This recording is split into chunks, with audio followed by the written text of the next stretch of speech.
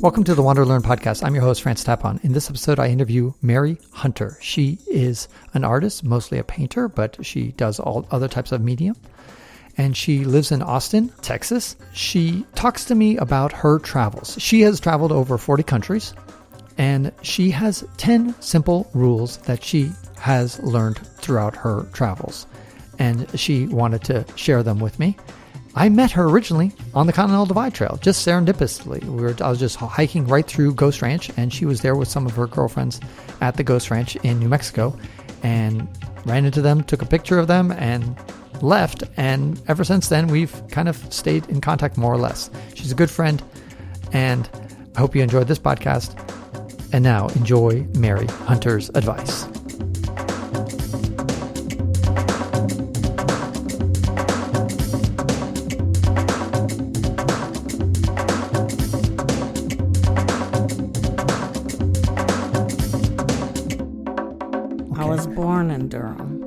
I was raised in the military. I moved every 2 years till I got to college. So you're a military brat? I'm proud of it.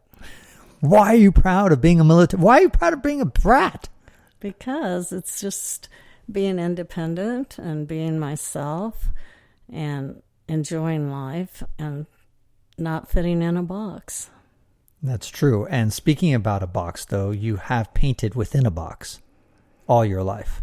In the sense that you've got a canvas and you're limited to the canvas of the box. That's the canvas. Well, I started out traditional, painting in a box, and now I'm doing mixed media, assemblage, repurposed art. What does that mean, repurposed art? When I find stuff on the ground and it's meaningful to me, I pick it up and it speaks to me in an art way, and I put it together. Okay. But it has to be meaningful to me. I've had friends drop garbage on my porch thinking I would like it, but it doesn't mean a thing to me. Hey, I just picked up some dog poop. I think this is really great for you, Mary. Let's make some art out of this. No, I would never go that far. Okay, but cat poop is okay. Dog poop is out. We're going to go over your 10 rules of travel. But before that, I want to get a little bit more into kind of like your details of who you are. You've been to 40 countries. Part of that is to inspire your artwork? No, I have a passion for travel and meeting strangers. Tell us about that. Like, where do you think that came from your Army experience? Of course. Okay. That's my background. And also I learned to blend in everywhere I went, because military kids are always different in communities. Except with their own, in their own military community. But outside that, you are different. Why is that? Just because you're a foreigner by essence? Yeah. Did you ever live overseas? Yes. In Germany or? I lived in Japan. I lived in Hawaii when it became a state. Oh, you were there when it became a state? Mm-hmm. Really? Wow. Yeah, there were real Hawaiians there then. Wow, like Obama. Yes. And Barry Manilow and Bette Midler. What do you mean, Barry Manilow? He wasn't born in Hawaii, was he? I don't know if he was born there. Okay, but he was living there. Yeah, also I love Bruno Mars. Okay, and he's also Hawaiian? Yes. No kidding. Yeah. I bet he surfs too. Let's dive into your artwork, just briefly about your history. You've been in galleries in Texas and where else? Just Texas. Okay, you've been focused mainly on Texas. Yeah, but I have been in shows in other parts of the country.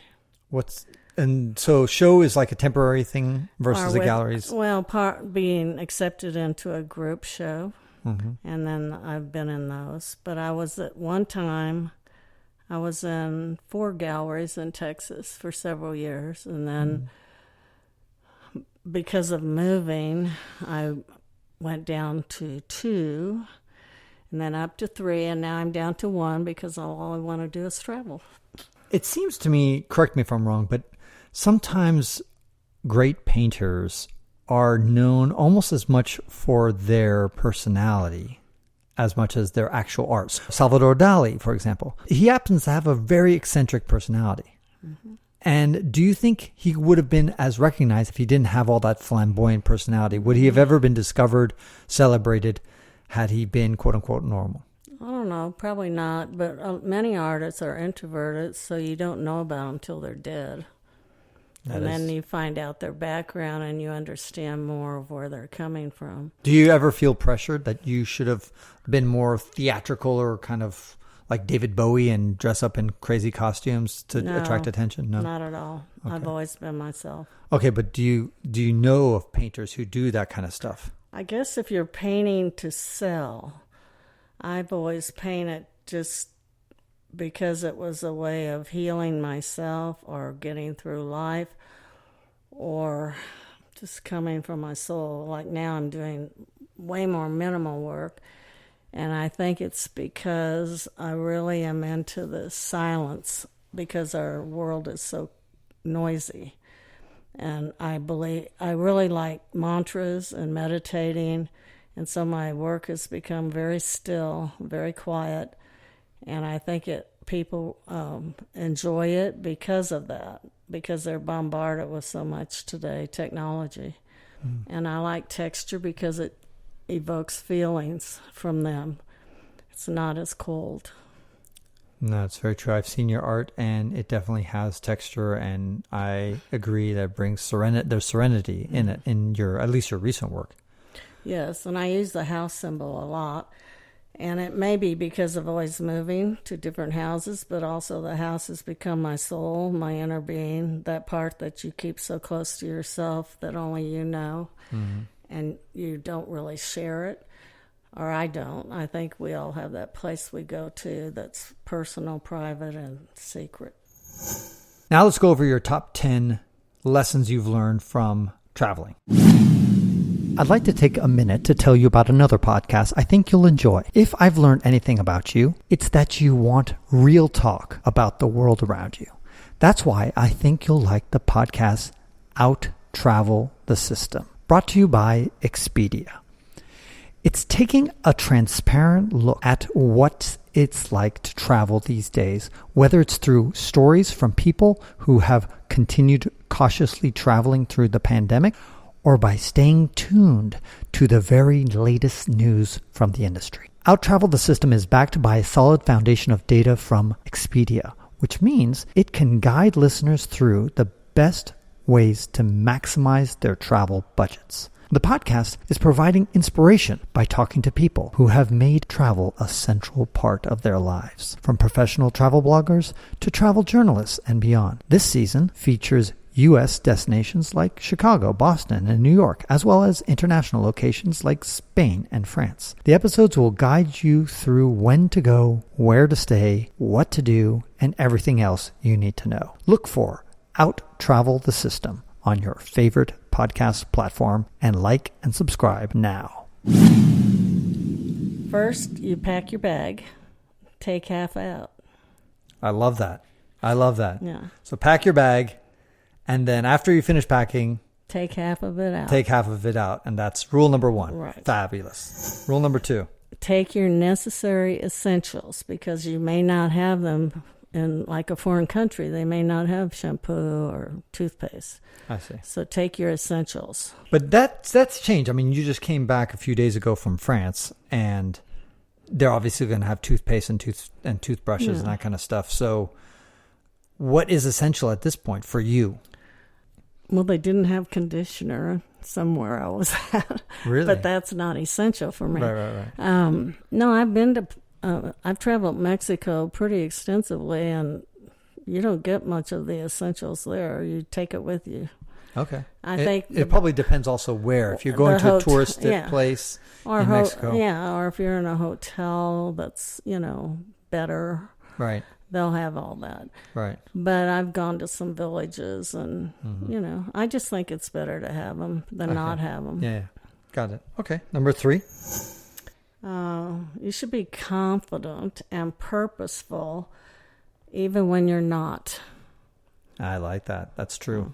That's true. I remember once when I was in Caracas, Venezuela, I got out of a subway stop, and I had absolutely no idea where I was. But boy, I walked confidently and straight to who knows where. I was just like, I'm just going to go straight down the street as if I know where the fuck I'm going, and I have no fucking clue where I'm going. Yeah. Well, and as a woman, you really need to do that. Right. I think. I mean, I act like I know just what I'm doing all the time. And I don't know anything. Most of the time, you're completely clueless. Right. But that's okay, especially when you're in France.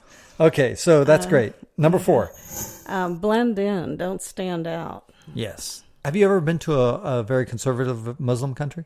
I guess not. Well, I've been to Istanbul. Okay, and I've been to Turkey, Ephesus. Right.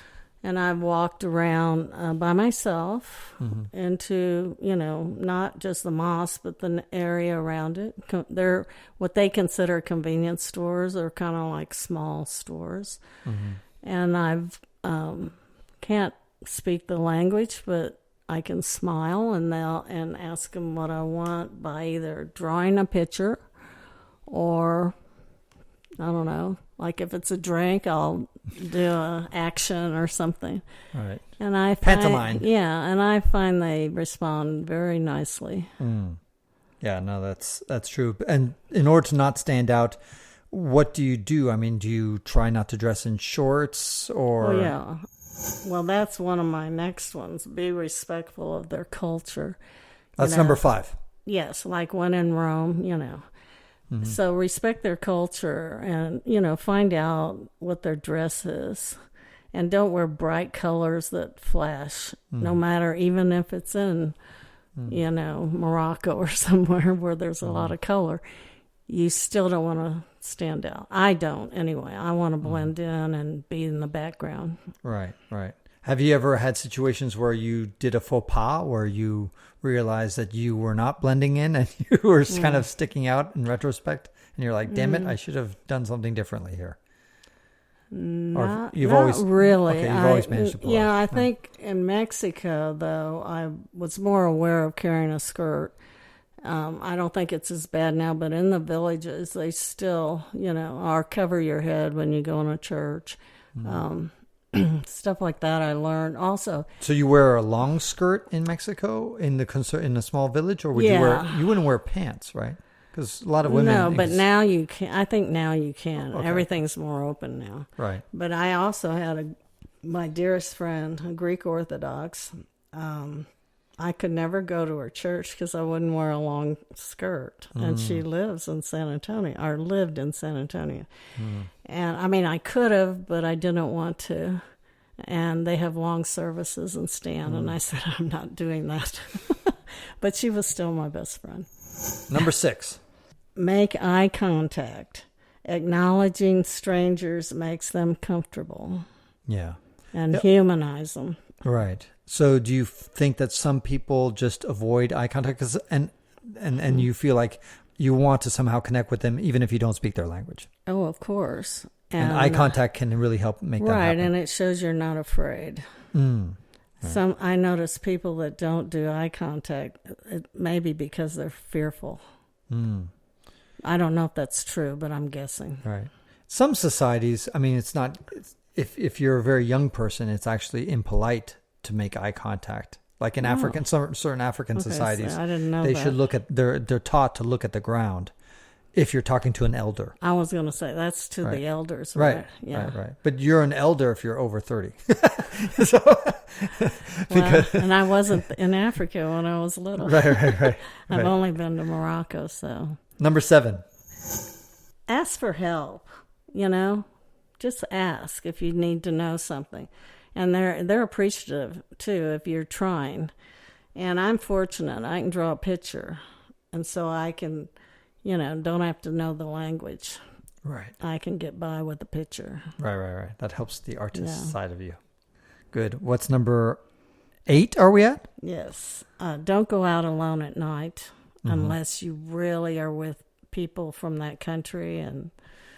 What if you're traveling with a fellow American, for example? Would you still avoid it? It depends what country. Probably. Okay. I just think it's safer. Okay. But if you're in Paris, then you wouldn't worry, I imagine. No. Okay. No. Right. So, and if I was with a fellow, it'd be great. Paris. I'm always alone, so. Right. Okay, so number 9. Be aware of your surroundings. The first thing I do if I go to check in a hotel or wherever I'm staying, I go outside and walk around the neighborhood right away because I want to be familiar just with the immediate surroundings. Right. No, that's definitely a good habit. I totally do that all the time as well. And number 10. Smile and have fun. There you go. Well, you definitely do that, Mary. In certain cultures, I don't know if you've traveled much in Eastern Europe, but in Eastern Europe, smiling is kind of frowned upon. Well, I probably wouldn't fit in very well. They look at you as kind of being an idiot if you smile, especially if you smile for no apparent reason.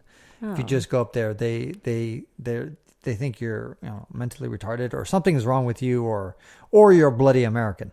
So bloody American. Eastern Europeans are the exception to this rule. I think everywhere else on the planet, if you smile, it is an icebreaker, if nothing else. So, Mary, what are your next travel plans? You were bold and traveled during COVID.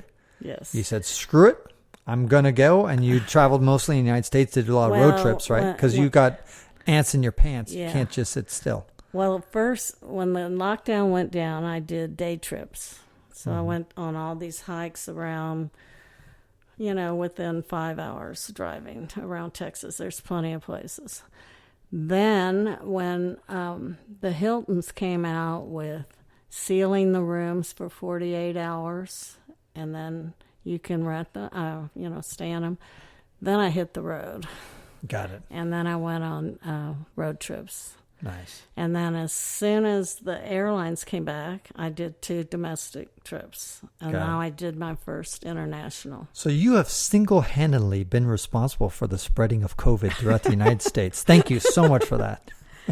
Yeah. You are a super spreader event just moving around. Well, if you want to say that, but I wasn't in contact with anybody. I did when I visited my friends on my road trips. We did the patio things. I see. Okay. But I went straight back to the... Right. And you've dodged COVID the entire time, even though you've done international travels recently as well. Yeah. Right. Just got back. So you just take the standard precautions of wearing a mask? Oh, yeah. That's I had my vaccine. And then I went and got the COVID test, the 48-hour one. Where did you get that done and how much did it cost? I was looking all over, and it was like $200. And if you went to a private clinic. But then I just accidentally called my doctor, and they said, "Oh, we can give it to you here." So I went and got it done and didn't have to pay for it because I had insurance. Got it. Okay, well, that's your tip of the day then. Go to your doctor if you have insurance and ask them for a free COVID test, and they'll get a turnaround of 48 hours or less. Yeah, and some at 72. But and what do they do? They send you, it's a printable thing that you can print out at home, a PDF. And I take a picture on my camera as well, on my phone. Same thing with my... I see, in case you lose the paper. Back. Yeah, and also when I was in France, they accepted the pictures on the phone. Oh, great. Yeah. You didn't always have to pull out the card. I just feel good having both. Yeah, sure. What if my phone died? Yeah. No, it's always good to have an extra. And then I have copies at home. Yeah. So what are your next plans for 2022? Hoping to go over the holidays to Egypt or Croatia. In September, I'm going to some national parks I'd never been to. Mount Rushmore. Oh, yeah. Never been there. Neither have I. And I've never been to Jackson Hole. Mm-hmm. Weird. And the Dakotas. So that's my end of September trip. Jackson Hole's great. I wish you happy travels and happy painting. Yes, Mary, it's been a pleasure. And by the way, I forgot to mention that we met while I was walking across the Continental Divide Trail. Yes. And stayed friends. That's right, ever since. Ever since. How weird is Serendipity, that? Folks. That's what travel, you got to talk to strangers. I only meet strangers. And that concludes this episode of the WanderLearn podcast, where we explore travel, technology, and transformation. If you'd like to see the show notes with links to what we talked about, or if you'd like to comment on the show, or if you'd like to ask me a question, then go to wanderlearn.com and click on this episode. If you'd like to connect with me, just remember Tapon. That's my first initial and my last name. Tapon is the username I use on all social media. You can also get to my website by going to ftapon.com. And here's one last reason to remember Tapon. If you like what I do and would like to get rewarded for supporting my projects, then go to patreon.com/ftapon. That's where you can pick up some remarkable rewards for as little as $2 a month. And now for 5 quick favors. Number 1, subscribe to the WanderLearn podcast. 2, download it. 3, share it. 4, review it somewhere. And 5, sign up for my newsletter at WanderLearn.com. Our theme music was composed by Eric Stratman. This is Francis Tapon, encouraging you to wander and learn.